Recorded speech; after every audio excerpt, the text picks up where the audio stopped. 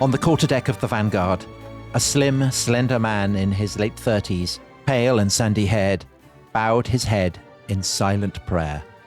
At long last, God had given Horatio Nelson the battle he wanted.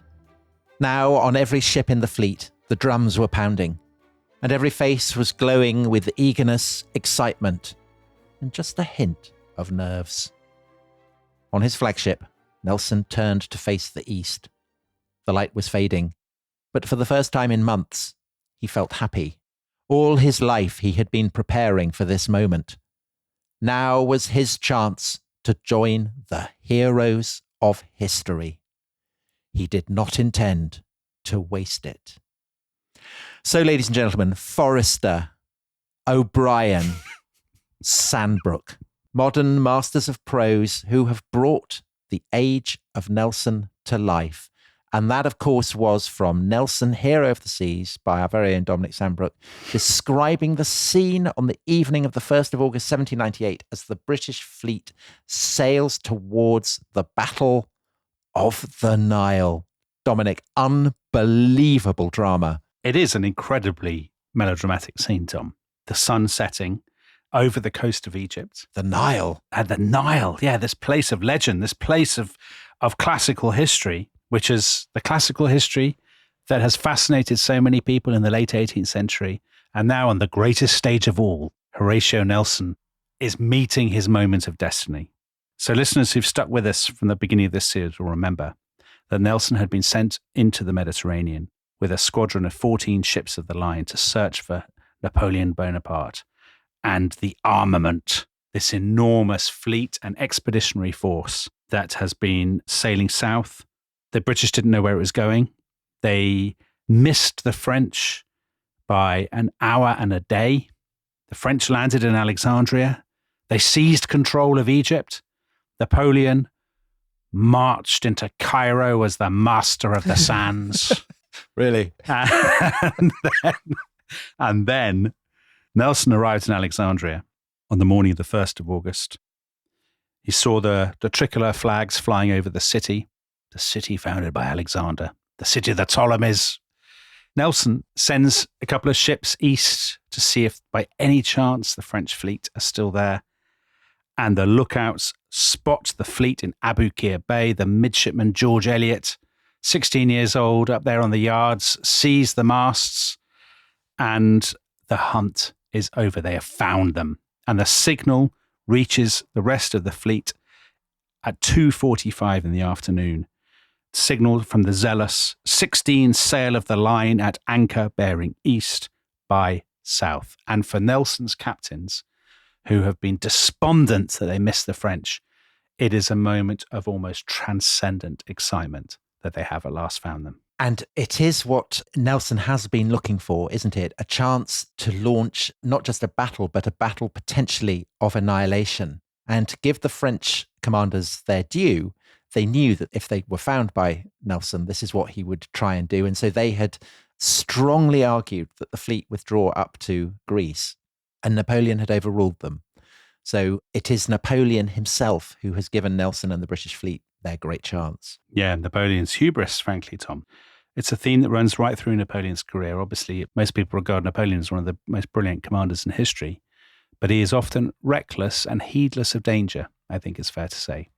And in this occasion, it's his sailors that will pay a very heavy price for that. Because right from the beginning, the British, there's no doubt in their minds at all. I think this is the extraordinary thing. We talked about this in our episode about the Battle of Cape St. Vincent, where they'd fought the Spanish. There seems to be, of course, they're nervous as they know the battle is coming, but there's an extraordinary expectation of inevitable victory, isn't there? There's a scene on the Orion, the ship of one of Nelson's most talented captains, James Saumarez. They've been having dinner. So dinner is, early afternoon. And the story is that literally the steward is clearing the table in the captain's cabin. And they hear the news. They all jump to their feet. They're kind of shaking hands and slapping each other on the back. They're so excited. Huzzahs, I believe, are heard. Huzzahs are heard. And they drink a toast. They drink a bumper, as they call it, to victory, because they're so certain that this is their moment. And then they clamber up the ladder and somebody gets up onto the deck and the crew have heard the news too. And the crew are roaring out 3 cheers for their captain, for their country, and for their certain victory. And Saumarez is reckoned to be one of the more lugubrious of Nelson's captains. So, I mean, imagine what it's like on Trowbridge's ship or you know. Yeah, exactly. Or Alexander Ball, the Robinson Crusoe fan. Yeah. Another officer said, we felt the utmost joy that the hunt was over. Now they're going to fight, and they are absolutely buzzing with excitement. And that joy, that is the Nelson touch, isn't it? The conviction that he shares their sense of joy and that by going on the attack, they are doing what he wants to do. Absolutely. And that the entire fleet is essentially kind of thinking as one. Exactly. Because this is the interesting thing, right? It is now almost 3:00 in the afternoon. It's the 1st of August, but there's probably only about 4 hours of daylight left before the light really begins to fade. Even if Nelson rushes from Alexandria, it will still take him about 2 hours to reach the enemy. So in other words, they don't have much time and they will be doing a lot of the fighting in gathering darkness. And also, they don't know the waters, do they? They don't know the waters. 1 or 2 of them have French charts of the waters, but this is unfamiliar territory. They know that there are shoals, and the shoals will be playing an important part in the story to come. Yes. I know you're very excited about your opportunity to show off your knowledge of the sandbanks of Aboukir Bay, Tom. Certainly am. And nautical terminology that I have picked up over the years that we've been doing The Rest is History. Wonderful. You know, people love cutting edge research, and you've been doing it since 2020. All your life has been leading to this hour. When I began this podcast, I couldn't have told you what port meant. You know, maybe a drink, but nothing more. But now, I absolutely got it at my fingertips. Wow. People like Roger Knight, John Sugden, Andrew Lambert, the great naval historians in it, they will be listening to this podcast in awe. Rapt. So a different commander would have waited till the next day. So you mentioned John Sugden. Yeah. He says of Nelson, I think correctly, it was not in the Admiral's nature to dither with an enemy in sight. Not at all. So I give that my stamp of approval. It's very Alexander the Great at the Battle of the River Granicus, Tom. You know, he arrives in, it's dark, and he says, attack anyway. This is the same thing. Nelson said, I knew I could go for it because I had total trust in my captains and my men. I had the happiness to command a band of brothers. Therefore, night was to my advantage. Each knew his duty, and I was sure each would feel for a French ship. But Dominic, do you know who this is very bad news for? The French? Theo? Well, it's bad news for the French, but it's also bad news for the bullocks who've been brought all the way all the way from Sicily. Yeah. And who now get chucked into Aboukir Bay. Right, because the order goes around, beat to quarters. It's like the scene in Master and Commander at the beginning. Yeah. What that means is everybody rushes into action. They stow the hammocks. They stow every bit of furniture. They pour water on the timbers because they want to stop any possibility of fire spreading. They throw down sand on the decks to stop people from slipping.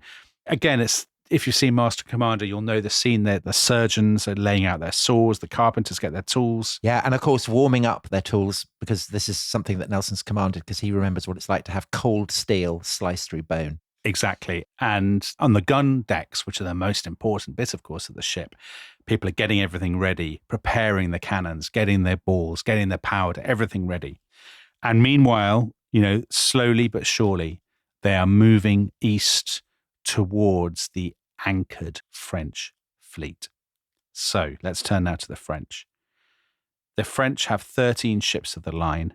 The flagship is this enormous ship called l'Orient, the Orient, commanded by Vice Admiral François Paul de Pruès. And Dominic, when you say it's enormous, yeah, I mean, it is larger than any ship in the entire Royal Navy. It's got 120 guns, and on either side of it, there are 2 80 gunners. Now, how many guns has Vanguard got, which is Nelson's flagship? Vanguard, I think, is a 74, isn't it? Something like that. Right. So all 3 of those ships have more than Nelson's flagship. And the 2 ships on either side, Le Tonnant, so the Thunderer, and Le Franklin. So, oh, no. Named after the tax resistor. Yeah. So there's an incentive. Yeah, definitely. Kill 2 birds with 1 stone there. The best British ships are their 74s. Because they're the perfect balance between, you know, firepower and speed and maneuverability. Some of these hulking monsters that the French and the Spanish go in for, as we will see, in battle are actually not as effective. But just to emphasize, I mean, they do have, I think, a marginal superiority in firepower.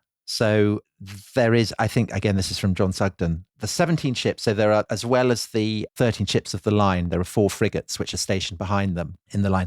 They carried a nominal total of 1,182 guns, firing 26,740 pounds of metal, a firepower exceeding that of the Grande Armée that Napoleon took into Russia in 1812. Wow. I mean, so quite intimidating. Yeah. Shall I describe the French line and all that and where it is? I think everybody would love that. Everybody would love that.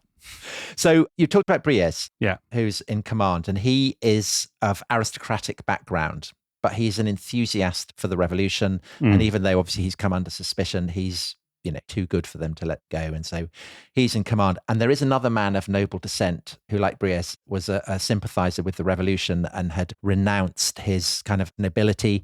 So he had been Pierre Charles de Villeneuve and is now just Pierre Charles Villeneuve. And he is a man who will be featuring throughout the story of Nelson. But at this point, he is in command of the rear guard on board a ship called the Guillaume Tell, so William Tell. Briez is in the middle. And then you have what is called the larboard, which is apparently the left line. So just to set the scene, Aboukir Bay, there is a castle and a kind of promontory, Aboukir Castle. And then the bay kind of curls round and heads eastwards and towards Rosetta, which is the place where the famous Rosetta Stone in due course will be found. And the angle, if you drew a straight line from Aboukir Bay to Rosetta, you'd be going from north-northwest to south-southeast. And this is the line that the French fleet is occupying. The 13 ships of the line, the 4 frigates are stationed behind them. So you have nearest Aboukir Castle, that's the larboard side. It is protected all around, it seems, by shoals. So you have shoals to the south of the castle, and you have shoals spreading eastwards. And there's an island called Bequier, which in turn is surrounded by further shoals. So the British fleet, to reach the French line, they have to negotiate these shoals. And Briez is assuming that the larboard side, so the side that is furthest towards Aboukir Castle, that it can't be outflanked. Right. Because it seems to be protected by the shoals. And that is his assumption. Yeah. His thinking is that the British attack will come from the seaward side because his line is kind of parallel to the coast. And there's no way he thinks the British can get round between his ships and the land and attack from that side. So all the preparations are towards the sea. And so the ships that are closest to the shoals on the larboard side, guerrier, so warrior, conquérant, conqueror, spartiate, a Spartan, bristling names. In fact, some of them are a bit ropey. So conquérant, it's 52 years old. It's very undermanned. It's kind of lacking in armaments. But I think that the French naval command assume this won't be a problem because, first of all, it will be very difficult for the British to negotiate the islands and the shoals to actually get at the French line. And above all, it will be impossible for them to outflank them and get behind the rear. This is the assumption. That's right. So Briez's plan, basically, he knows that his crews aren't as good as the British crews. They've been short of food and fresh water. They haven't been terribly well treated by Napoleon. Morale is not brilliant. But he thinks, the last thing, therefore, I want to do is to sail out and face the British in the open seas. Because it's a defensive position. Yeah. We're nicely against the bay. We'll stay where we are, let the British come onto us, and then we just blast them out of the sea and they will disperse. And that's how we will win the day. And also just to say that there is also cannon in the castle. So that's an additional risk for any attacking force. Yeah. So he gives his order, Sonnez le bras le bras, au poste de combat. And, the French are all rushing to their battle stations, but all on the side facing the sea. With the wind, and the wind is blowing the British fleet towards them. That's right. So now it's 4:30. The sun is sinking fast. On they come, Tom, the pride of the Royal Navy, sailing in perfect order towards the lengthening shadows. That's just a taste. Is that another teaser of the prose you can expect in this landmark book?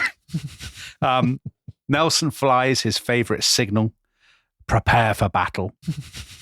And then he flies a second crucial signal. And I think everybody would enjoy it, Tom, if you explain precisely the technological and tactical nuances of this second signal, which is to anchor from the stern once within range. What does that mean? It's very simple. Anchoring from the stern means that if a ship is sailing before the wind, so the wind is blowing it onwards, you reach a point, you come to a sudden halt, and you hold your course so that you remain broadside on to the ship that you're firing on without kind of veering round. Without swinging. Without swinging. So in other words, the French fleet are anchored. The British fleet want to get to a position where their cannon will be as devastating as possible. To do that, they want to anchor as well. So they come bombing along.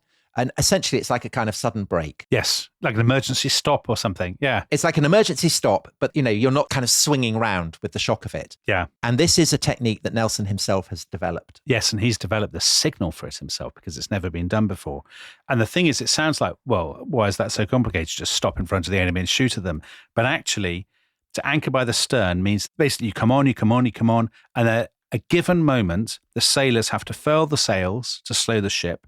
They drop this massive anchor, 20 tons, from the stern of the ship. And then you run down below decks. Yeah. And you get to your guns because obviously there's a risk. The moment you stop, then you're easier for the enemy to shoot at you. And you have to do this all, within a question of seconds, minutes maximum. In the dark and with shoals all around. And the point is, if it works, you'll be perfectly placed to hammer the French. You'll have stopped right next to them, broadside on, and bang, you can go for it.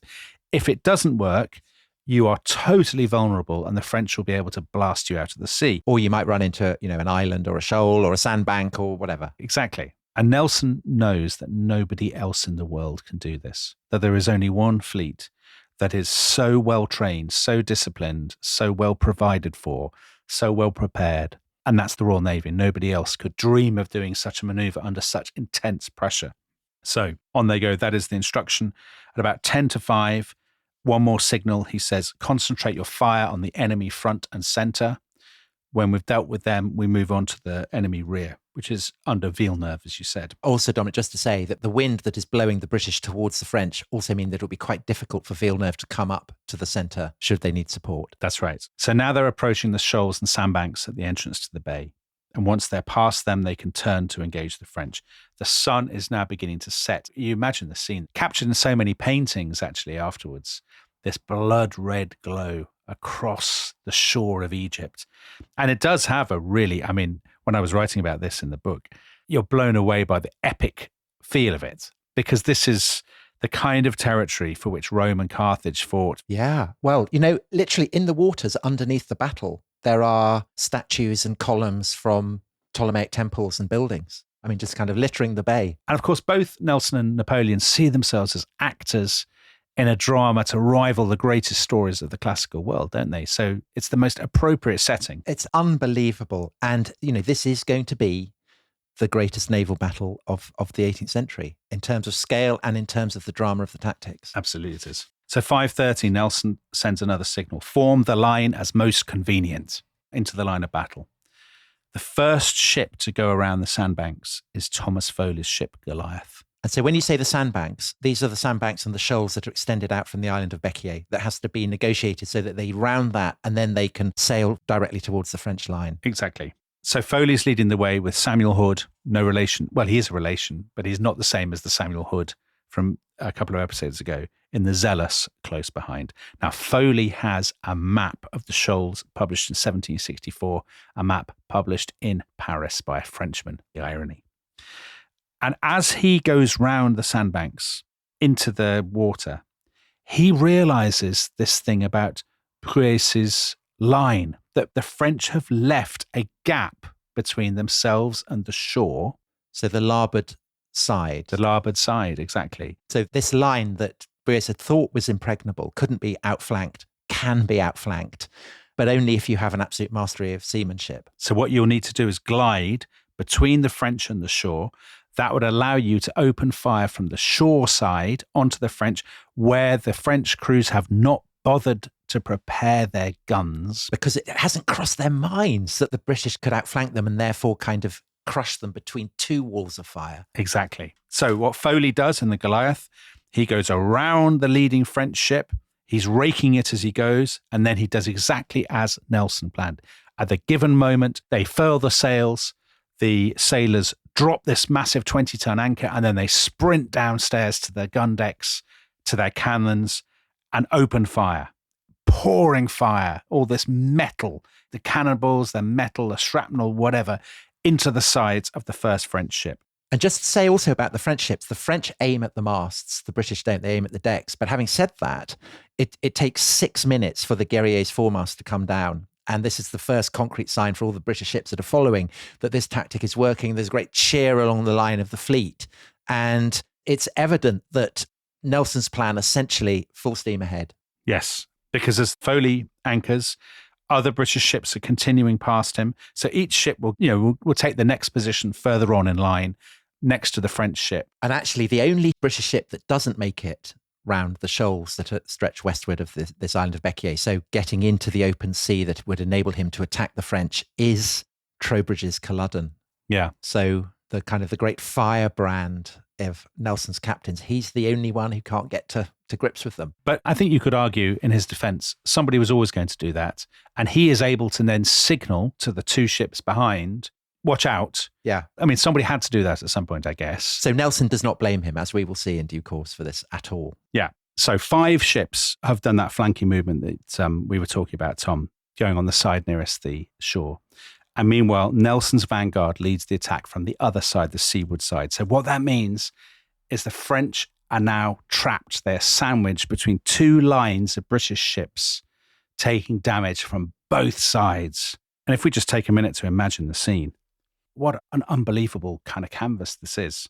This huge red setting sun, Nelson's ships blasting away, the gun crews, presumably at this point, absolutely sodden with sweat. I mean, to be down there below decks, the cannons, the thunder, the soot, the gun smoke that's choking your lungs, people are shouting and screaming the whole time. As the French, of course, are firing back, splinters flying through the air, blood everywhere, bodies piling up on the decks around you. And yet, this is what the Navy does. They are so disciplined. They are just loading and loading and loading and firing and firing and firing. And of course, if it's bad, to be in the Royal Navy, it's even worse for the French ships who are caught between these 2 lines of metal smashing into them. So I think already, but even by the time that Vanguard is taking up its position, the 2 French ships on the larboard side are pretty much already completely wrecked. So that's Guerrier and Conquerant. I mean, they're kind of crippled pretty much beyond repair, but goodness, they fight bravely too. Oh, they do. Yeah, absolutely they do. Le Guerrier will keep fighting for 3 hours. All the masts have gone. The British captains are kind of calling out, surrender, surrender. They just keep on. And, this battle is a terrible battle because the French, although essentially they're in a horrible position, they do not give up. They don't at all. And they're inflicting great punishment, by the way, on the British ships. So there's a story about on the Goliath, for example. There's a boy sailor who is just about to put his match to his gun when the French open fire. The enemy broadside literally tears his hand from his body. And the story goes, and it's one of those stories that, Hollywood wouldn't invent it, is that he just reaches down with his surviving hand. He picks up the match, which is still burning, and fires the gun. He makes sure to fire the gun with his other hand before going downstairs to find the surgeon with kind of blood streaming from where his right hand had once been. The pluck of British youth, Dominic.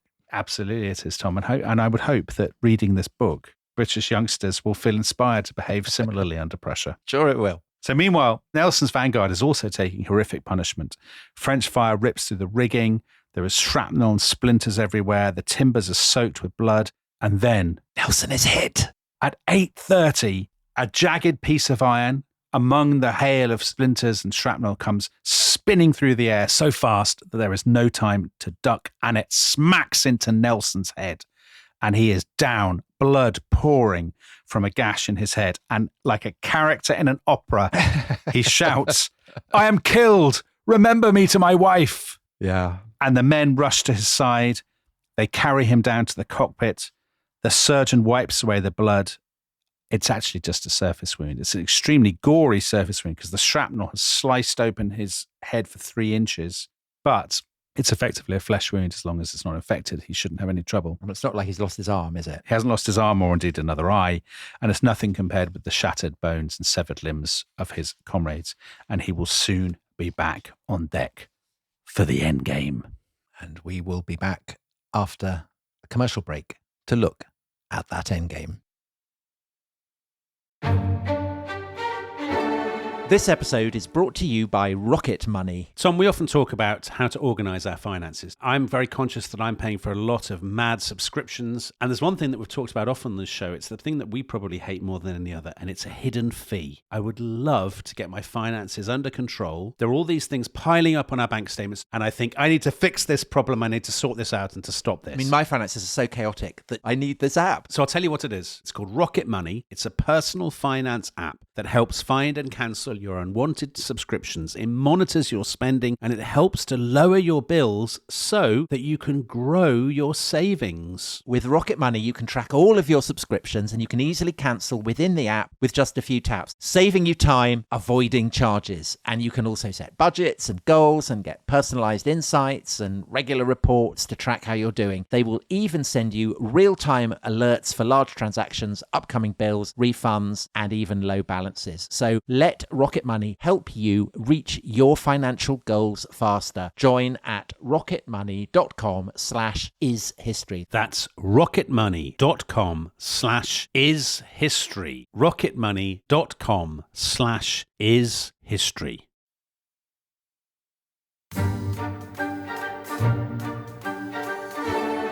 The boy stood on the burning deck, whence all but him had fled. The flame that lit the battle's wreck shone round him ere the dead. Yet beautiful and bright he stood, as born to rule the storm, a creature of heroic blood, a proud, though childlike form. The flames rolled on, he would not go without his father's word. That father, faint in death below, his voice no longer heard.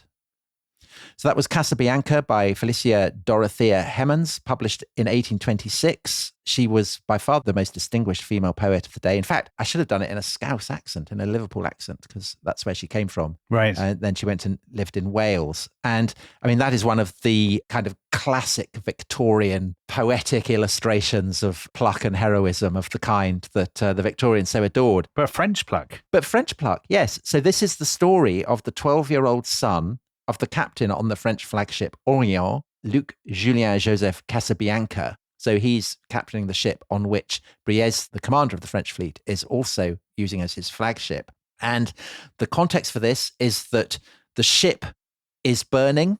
It has an enormous amount of gunpowder on it. So it is about to go up sky high, but the boy refuses to abandon his post because his father has told him not to move, but his father has been knocked unconscious. And so the boy just stands there to the bitter end. And shall I continue the poem? I'd love that, Tom. Do you think listeners would enjoy that? Yeah, I think they'd love it too. Okay. Love a bit of Victorian melodrama. There came a burst of thunder sound. The boy, oh, where was he? Ask of the winds that far around with fragments strewed the sea, with mast and helm and pennon fair, that well had borne their part. But the noblest thing which perished there was that young, faithful heart. Oh, Tom, it's so moving. Thing is, a lot of people genuinely kind of scoff at that and say madly overwrought Victorian verse. I can quite see why Victorians listen to that with tears running down their cheeks. I think it should be on the GCSE syllabus. Absolutely, it should. So that's the fate of Lorient. And at the time, one of the most famous stories in the world. You know, the story of this boy. In the English-speaking world, everybody did this poem in school. However, we'll come back to Orient. I mean, it is one of the most spectacular and tragic moments in naval history. The night is falling across the sands of Egypt. Tom, night is also falling on the ambitions of Napoleon Bonaparte. It is very difficult to talk about this battle without lurching into the ripest melodrama. So let's just go for it and be unapologetic. Yeah. So now, 8:30 or so. The ships on the larboard side basically have been knocked out. Yeah, the first 5 French ships. So Spartiate, Tonon, Guerrier. And now they've got the ships in the middle of the line. So that is Lorient, of course, which we've just been talking about. Yeah. You know, this huge 3-deck ship, 120 guns, larger than any ship in the Royal Navy. And it's flanked on either side by Le Franklin and Le Tonon, both of which also have more guns than Nelson's own flagship. So might seem a tough nut to crack. It is.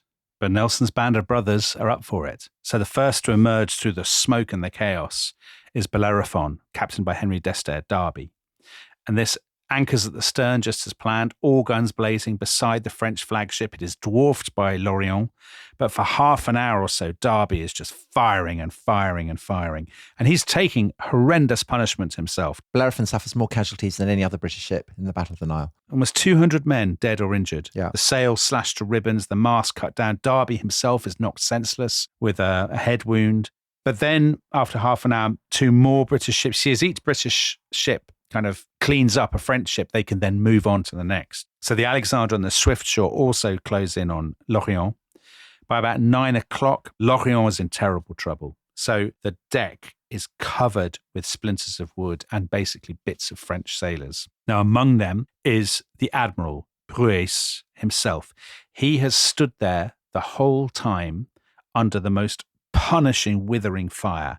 He was hit by British fire in the head and in the arm. Unbelievably, he takes a shot to the stomach that almost rips his body in two. And his men try to carry the sort of 2 semi-detached bits of him down. And he says, somehow through kind of blood pouring from his head, he says, "No, I will die as I've lived on the deck of my ship." And he actually lives for another 15 minutes. I mean, amazing. And the commander of Le Tournant as well. I mean, just unbelievable. He loses both his arms and a leg, and he carries on fighting as he slowly bleeds to death. I mean, I have to say, throughout this story, indeed, throughout Nelson's entire life and career, without exception, the French adversaries that he faces perform with outstanding courage under fire, because they are always outperformed by the British. They always know they will be, but they never give up. They don't run away. They don't haul down their colours straight away. They are fired by patriotism and a dedication to the service just as much as their British opponents are. So it's nice to say something nice about our Gallic friends, isn't it, Tom? I think it reflects very well on you. Oh, Tom, that's kind. And on the sense of fair play of an Englishman. Yeah, it's a Corinthian spirit, isn't it, really? So it reflects well on the French, but even more on us. So that's good. So let's get back to L'Orient. What did happen to the captain of L'Orient, Casabianca? He was probably, some sources suggest, hit in the face by debris, and he probably was knocked unconscious. And his son was on the ship with him. There are various accounts. Some say he's 10, some say he's 12, some say he's 13. He probably actually had, this is a horrible detail, had his leg torn off by a cannonball as he was standing next to his father. So he probably didn't stand on the burning deck. Now, at some point, a midshipman on the Alexander spots a glow on the poop deck of L'Orient, an lurid orange glow. L'Orient is on fire. And there are different theories about what happened. Some historians think that L'Orient was not properly cleared for action, and it had some jars of paint or oil on the poop deck that ignited in the chaos, in the flames. But Alexander Ball, the captain of the Alexander, said that he had prepared a kind of sort of Greek fire style Byzantine liquid napalm. Yeah, combustible preparation he had prepared in case of the direst emergency. And that he said one of his lieutenants, without his knowledge, threw it at L'Orient. The interesting thing there is there's a sort of sense that if that happened, it was illegitimate and it was unsporting. It was cheating. Isn't that extraordinary that they'd got this thing, which clearly was a super weapon, and they're like, oh, it would be very bad form to say that we used it. So the lieutenant did it, but I didn't order it. Like kind of body line. Anyway, it's possible that it happened, right? Some bloke threw this through the windows of the Alexander onto L'Orient. But the key thing is that L'Orient, because it's so huge, therefore has a correspondingly vast quantity of gunpowder. Exactly. And that's why, it's not just people on the ship, but people all around are starting to think, this is looking a bit dodgy. Because this fire starts to spread very quickly. It goes up the rigging. Now, the French, of course, have fire pumps aboard. All ships have fire pumps to try and deal with this.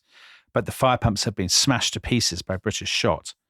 A second fire begins at the bow, and that means that hundreds of sailors are trapped now in the waist of the ship and they can't get out. The British, of course, keep firing and firing all the time. The flames are leaping up the rigging of L'Orient. Black smoke starts to pour from L'Orient.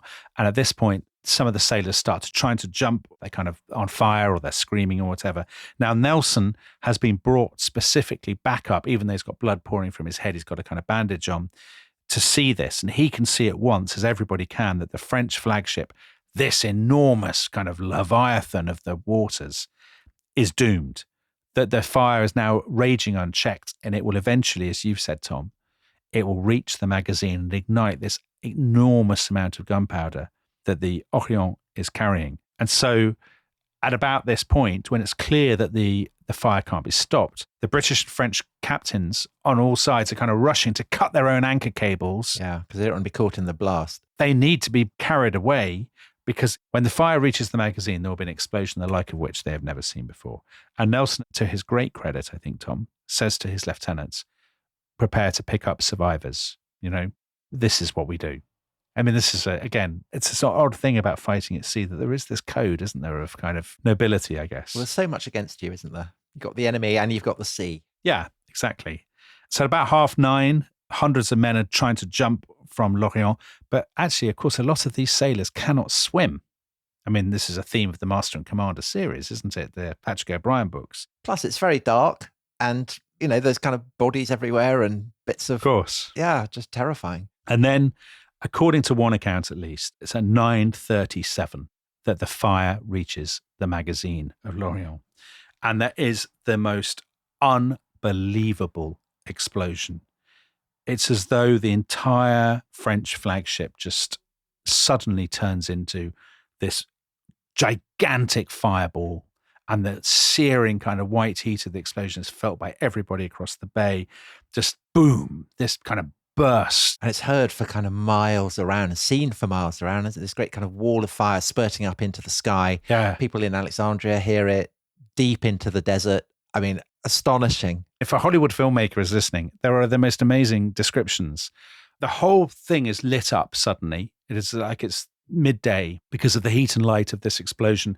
And the sailors can see suddenly for the first time that on the shore, there are dozens, hundreds of Mameluke and Arab spectators who have been watching the battle unfold.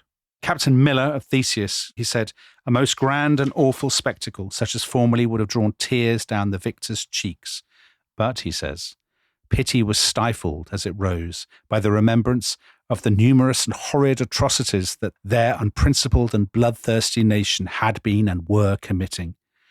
And when she blew up, although I endeavoured to stop the momentary cheer of the ship's company, my heart felt scarce a single pang for their fate. Nelson is softer-hearted, isn't he? And they rescue, what, about 70 survivors pulled up from the waters. And the thing that's amazing, always strikes me about this, is that the sound is so deafening that for about 10 minutes, everyone stops fighting. They do. Though obviously the kind of, you know, the noise is ringing in everybody's ears. And there is a kind of silence succeeds it because people can't carry on, you know, firing their own guns. What's more, all they can hear is there's a steam, the hiss of the steam, but also the sound of thousands of fragments raining down on the waters. So bits of wood, bits of metal. And of course they are, I mean, if you're in the sea and you have a bit of cannon fall on top of you. Yeah, an anchor fall on top of your head. That's not good, is it? No, not at all. There's an account by one lieutenant who wrote an account afterwards, and he said, he wrote it in the present tense. So after about 10 minutes, as you say, they hauled themselves up from the decks where they've been taking cover and start firing again. And he wrote, and so the battle recommences, and the roaring of the guns, the crashing of the masts, and the shrieks of wounded, and the jargon of surrendering Frenchmen fill up the remainder of this most memorable night. Yeah. And it carries on to what? Kind of the early hours of the morning? 1 o'clock, 2 o'clock, something like that? Yeah, about 2 o'clock, I think. And essentially, they're just too tired by the end. And this is good news for Pierre-Charles Villeneuve aboard the William Tell, the Guillaume Tell, because he essentially, I mean, you said even the French have had a good fight. I mean, he hasn't really. He could have come up and helped, but he doesn't.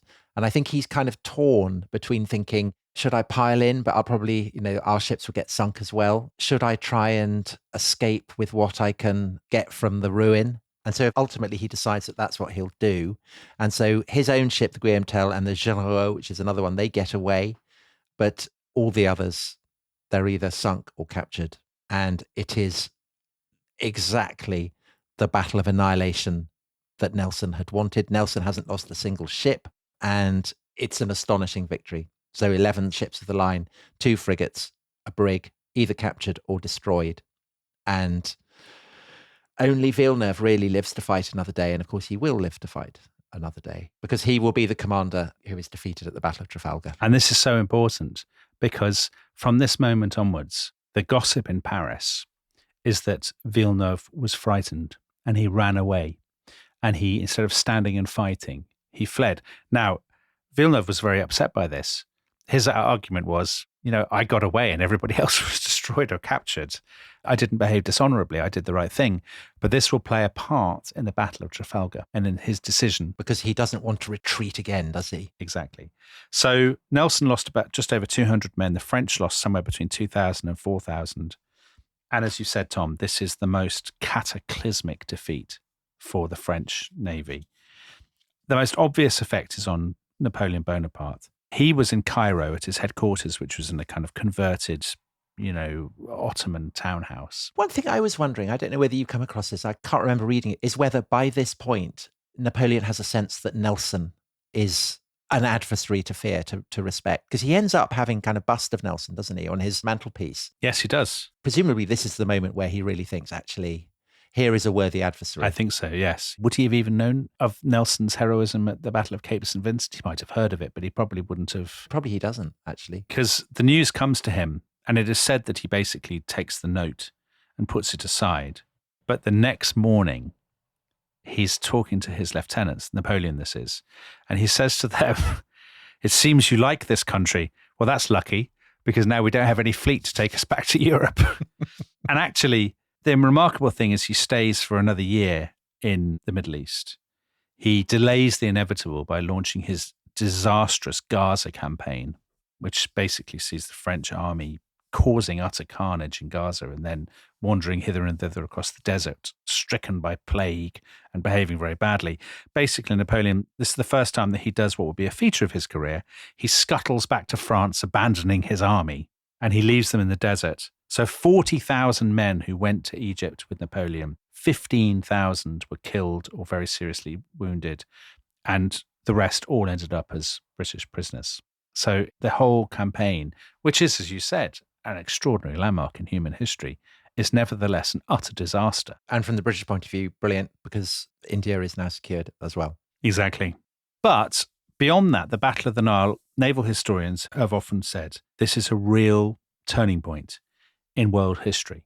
Ben Wilson, in his history of the Royal Navy, says it was undoubtedly the greatest victory in British naval history because the French had control of the Mediterranean and they have definitively lost it.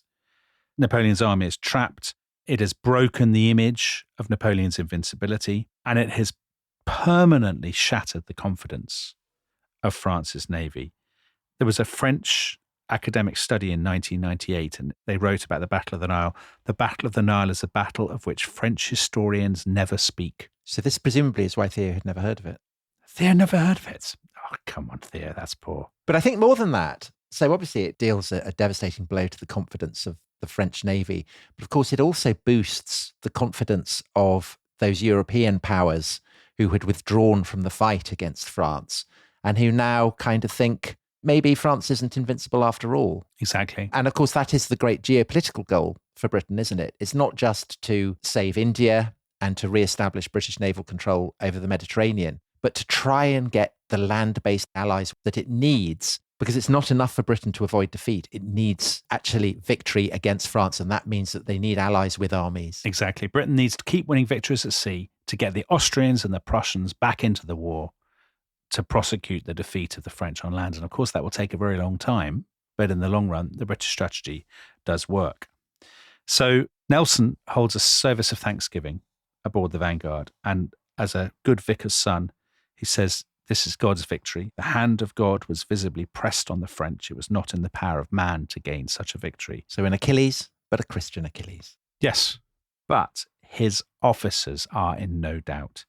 As Summeray writes to Napoleon, "It was the most glorious and complete victory ever obtained, the just recompense of your zeal. And it has pleased Providence to give you the sight of these vile miscreants who have now received the just punishment due to their past crimes." But Summeray is in no doubt. It's Nelson's personal victory. He calls a meeting of the captains and they say, "We will found an Egyptian club in honor of the victory. When we get the club room, we will have a portrait of Nelson and we will hang it there, and we will club together ourselves to buy Nelson a sword to thank him for leading us to this amazing, amazing triumph. And Dominic, just to say that Nelson likewise looks out for his captains, because of course we mentioned how Trowbridge doesn't take part in the battle because he's been stranded on this shoal. And so in due course, when medallions are given to the various captains who had fought in the Battle of the Nile, there was a move to deny Trowbridge his medallion, and Nelson was absolutely insistent that he have one. That is nice. So that's the band of brothers in operation. Yeah. And Nelson, he's such a romantic deep down, isn't he? That band of brothers stuff that lots of people might scoff at, he loves that. And you can just imagine his officers telling him about this Egyptian club they're going to set up with a picture of him. And you can imagine kind of the manly tears springing to his eyes, Tom. He would have absolutely adored that. The news reaches Gibraltar and then Cadiz, and then it travels to the Admiralty in London. It arrives on the 2nd of October, my birthday. A messenger is sent to the King, George III. I love this. This is almost my favourite episode in the whole history of Nelson. The whole history of history. The whole history of history. There's nothing better than this. The messenger to George III is crossing Hounslow Heath and is stopped by a highwayman. And when the messenger tells the highwayman what the packet contains, which is news of Nelson's victory at the Nile, the highwayman, without a word, hands him back the package and says, "Be on your way." What an amazing story. Oh, there are bonfires and bells and fireworks in every theatre. People are singing Rule Britannia. It is the most extraordinary moment of national celebration. And relief. And relief, of course. It's the kind of El Alamein, isn't it? It's El Alamein and Mafeking and Port Stanley rolled into one. Nelson is awarded a barony. He's a bit disappointed. That's the thing with Nelson. He's always after more. He hoped he would be made a Viscount. But he hasn't got the money for it, has he? He hasn't got the money. This is the reason that he can't support a Viscount's lifestyle.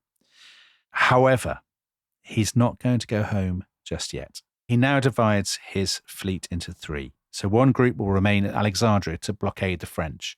And people who love blockades, Tom, you've said how much you like blockades. Perhaps you'd like to treat them to the story of that blockade in a bonus episode at some future point. Yeah, that'd be fun. I won't be there for that recording because I find blockades very boring. A second group escort the captured French ships to Gibraltar so they can claim the prize money. Really important, of course, for anyone in the Royal Navy. And finally, Nelson himself will take the battered Vanguard, Alexander and Culloden to Naples so that Britain's only real allies in the Mediterranean can hear the news of the battle at first hand. And Dominic, not just the King and Queen in Naples, but of course the British envoy Sir William Hamilton and his delightful wife, Lady Hamilton. Now, this is the end of the first season of Nelson. We'll be returning to his story in the spring. Would you like a little teaser, Tom, for the second season of Horatio Nelson? Yeah, I'd love one. And so, on the 22nd of September, the Vanguard limped into the Bay of Naples. Ahead lay the 3rd largest city in Europe, simmering with danger. Although Nelson could hardly have known it, one of the darkest chapters in his life was about to begin. So that is from your book, Dominic, Nelson, Hero of the Seas, and it's the perfect Christmas present for readers of all ages you've written down here. Now, as you said, we will be back continuing the story of Nelson in the spring. Obviously, we won't be covering the darkest chapter in Nelson's life. I really don't think we need to bother with that. You don't reckon we'll do Naples at all? No, we don't need to bother with that. So we will be back with the Battle of Copenhagen, another brilliant victory for Nelson. I have to say, I think we will be doing Naples. So people may want to skip that one if they don't want to hear anything bad about Nelson. So if you can't wait, we have actually touched on most of the episodes that follow on from the Battle of the Nile in various previous episodes of The Rest is History. So William Hamilton, whose wife Emma Hamilton will be playing a leading role in the darkest chapter in Nelson's life. He was on Love Island 2, so you can hear about him. The Battle of Copenhagen, Nelson's great victory in the Baltic, featured in the very early episode we did when we did one on England against Denmark for, it was Euros, wasn't it? Euro 2020. So we've done that, and we've done a 3-part series on Trafalgar. So you can kind of piece them together, but we will be doing all of these in much more detail in the spring, and it continues to be a remarkable and epic story, and we will see you then. Okay. But our next episode, we will still be in the Near East, but we will be exploring a time millennia before the age of Nelson as we go in search of the world's oldest city. So, bye-bye. Goodbye.